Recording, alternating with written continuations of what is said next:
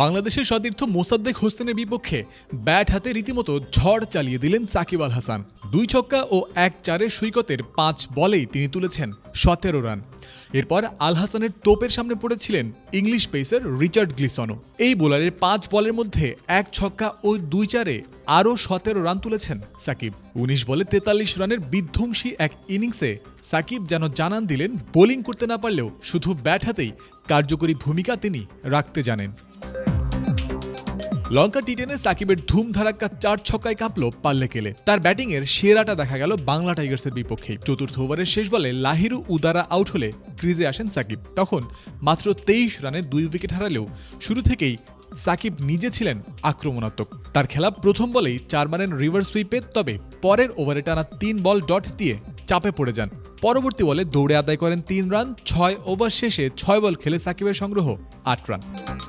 বছর শেষের খুশি নগদে হবে বেশি। নগদ পেমেন্টে নির্দিষ্ট ক্যাটাগরির কেনাকাটায় 300 টাকা পর্যন্ত ক্যাশব্যাক। ঠিক তখনই মোসাদ্দেক আসেন বোলিংয়ে। নিজের দেশের সতীর্থকে ছেড়ে কথা বলেননি আল হাসান। প্রথম বলেই হাঁকান বড় ছক্কা, শেষ হয়নি এখানেই। পরবর্তী বলে মারেন আরও বড় ছক্কা। ব্যাক টু ব্যাক ছক্কায় সৈকতের 2 বলেই 12 রান তোলেন সাকিব।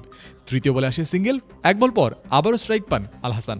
ওভারের পঞ্চম বলে মোসাদ্দেকের প্ল্যান বুঝতে পেরে শর্ট ফাইন লেগের ওপর দিয়ে হাঁকিয়ে নেন আরও একটা বাউন্ডারি।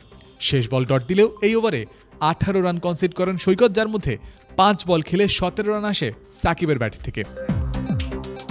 সময় যত গড়ায় সাকিবের রূপ আরও বিধ্বংসী হতেই থাকে।